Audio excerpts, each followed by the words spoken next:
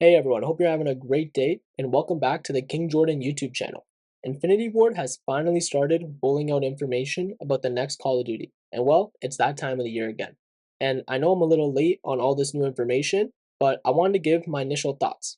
Now, I gotta be honest, as someone who's always leaned towards more Treyarch style games and classic Call of Duty design philosophy, I'm usually pretty skeptical whenever it's Infinity Ward's turn for the next Call of Duty.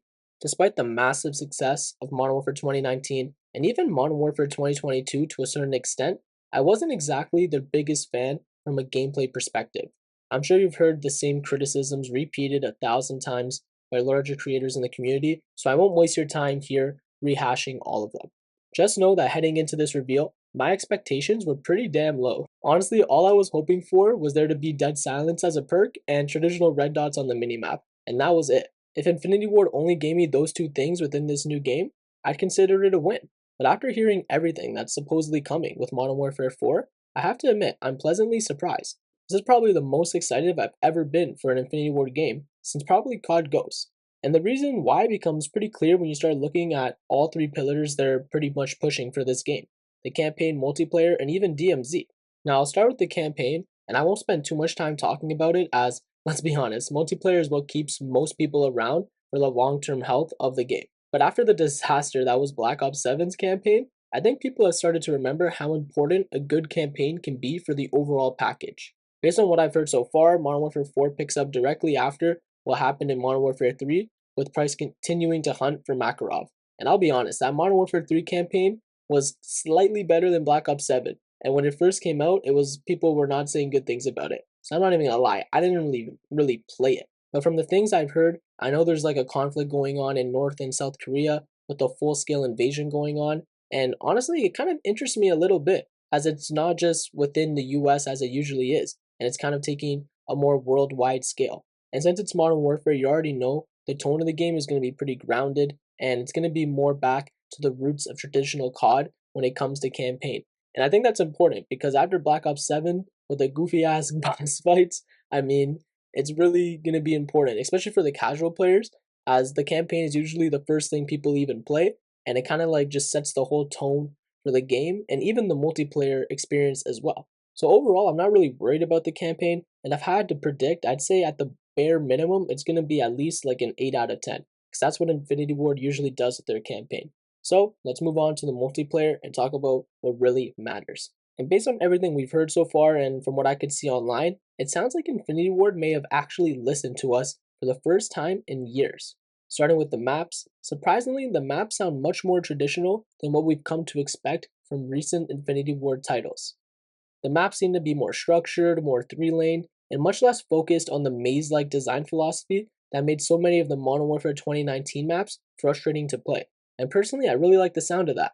Now, don't get me wrong, I think every COD should have at least a few weird maps and a few even bad maps just to mix things up. Not every map needs to be raid or standoff or some god tier map, but at the end of the day, good map design is the foundation of multiplayer, and hearing Infinity Ward move back toward more traditional layouts is a huge positive in my opinion. Then there's also the movement system, and this is probably the biggest gameplay change in the entire game. Instead, Omni movement is completely gone, and Infinity Ward is kind of introducing like a hybrid between Modern Warfare 3 and Modern Warfare 2's movement style. And honestly, I think that makes a lot of sense. I think by going in this direction, they might find like a good sweet spot when it comes to the movement, as it won't be overly slide cancel heavy, but it also won't be so sluggish as Modern Warfare 2 was for a lot of players. And they've also brought back features such as the supine prone, and also made it faster to mantle objects and also jump onto ledges as well. And don't get me wrong, I love Omni movement. I think BO6 and BO7 made movement incredibly fun, but I also understand why some players don't like it. It can feel pretty ridiculous when someone slides, dives, and launches themselves sideways in the middle of a gunfight. But from what we've seen so far, Modern Warfare 4 seems focused on making movement feel fluid around the map, rather than making movement the centerpiece of every engagement, which is how it is in BO6 and BO7. And I think there's room in Call of Duty for both approaches. So I'm interested to see how this feels once we get our hands on the beta and we're able to play the game for the first time and see how it actually functions within gunfights. Then another important feature of the game is the time to kill, and it seems like it sits somewhere between Modern Warfare 2 and Modern Warfare 3 as well, which is honestly exactly what I expected. Infinity Ward are known for having the faster TTKs, and yeah, it just makes sense. And in my opinion, as long as it doesn't reach the Modern Warfare 2 levels, then I think it'll be fine. Because in Modern Warfare 2, you'd be killing people within 2 or 3 bullets sometimes, and you wouldn't even see them and they would be dead. Then we have some big surprises for me, but some really good news as well, is the return of some traditional COD features. We got things like red dots when unsuppressed weapons are fired, those are back on the minimap. Dead Silence is reportedly returning as a perk, and just those two changes alone make me way more optimistic for this game and actually excited.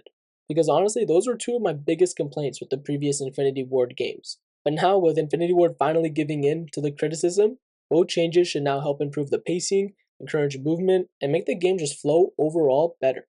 Now, obviously, things like spawns are still going to matter, and we still have to wait to see how the game will play when we actually get our hands on the beta.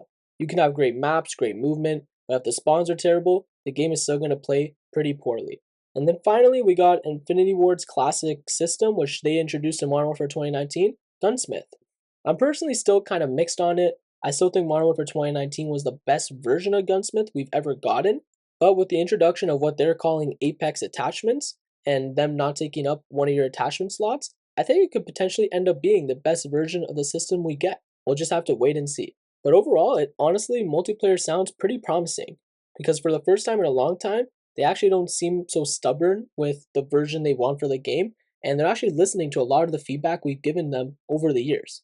Now, the final area of Modern Warfare 4, which is an area honestly I didn't even think would be this big, is DMZ. And from the information I've seen in YouTube videos and just online, this mode has surprised me the most. Because based on everything we've heard, they're not just treating it as some side mode anymore. It seems like they're treating it as its own game. Because if you play Modern Warfare 2, DMZ seemed like it was just thrown in there at the last second and they try to just capitalize on the extraction shooter hype. But with this, and if you've seen the trailer, you know what I'm talking about, it actually seems like a fully fledged experience.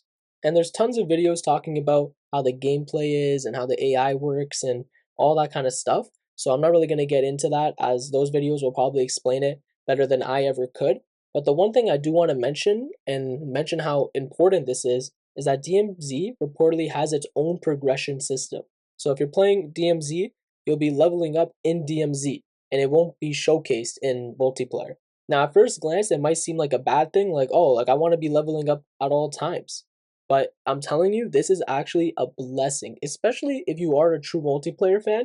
This is a blessing in disguise, because now you won't have people who are going to play DMZ, and I'm not saying DMZ is going to be some like camel grind mode where it's really easy, but you don't have people just going strictly to play DMZ to do all their challenges and level up their guns, and then they come to multiplayer with everything fully set up and they pretty much just skip the grind. Now, if you see someone in multiplayer who's, let's say, Prestige Master, you know they're Prestige Master because they've been playing multiplayer all year round. So honestly, at least from my perspective, with my biases, I think honestly that's a really good decision, and it's something Call of Duty should be doing moving forward a lot more. The cross progression was cool when they first introduced it, but I think it has long-term effects of just people playing the easiest mode possible to get whatever XP they wanted. So honestly, after hearing all the news about this game, it sounds pretty promising, and I'm actually pretty excited to be playing it, at least until GTA 6 comes out. I'm definitely going to be playing the multiplayer first, as that's what I always do with every new COD, but it's a Modern Warfare game, so I'll probably play the campaign. The campaigns are pretty good. And yeah, if DMZ lives up to what they're saying it's supposed to be, I'm actually going to probably be playing that possibly more than multiplayer, because it sounds really good, and it sounds like you can get really invested in it and actually almost become like addicted to it, like how a lot of the real extraction shooters are. But we just gotta wait and see, and yeah, we'll see how it goes. So let me know in the comments what you guys think about all the Modern Warfare 4 news. I know it came out like a month ago, so it's been out there for a while now. But yeah, if you have any thoughts, if you're optimistic or you're pessimistic about it, or you're maybe only excited for the multiplayer but not the DMZ, vice versa, anything, just let me know in the comments below. And yeah, have a great rest of your day, evening, whatever it is. And yeah, I'll see you in the next one. Later. Oh my god, Chelio. One more outer. Dad! Nice. Sun dinner? Nothing? P1, One P1! couches, yeah. Two couches, they're gonna swing me. One more. He's weak. Weak, one bullet. Two. Oh my god, let's go. Outer? Oh! We went off this. 2 outer. He jumped off the fucking map! Oh Let's go! my God.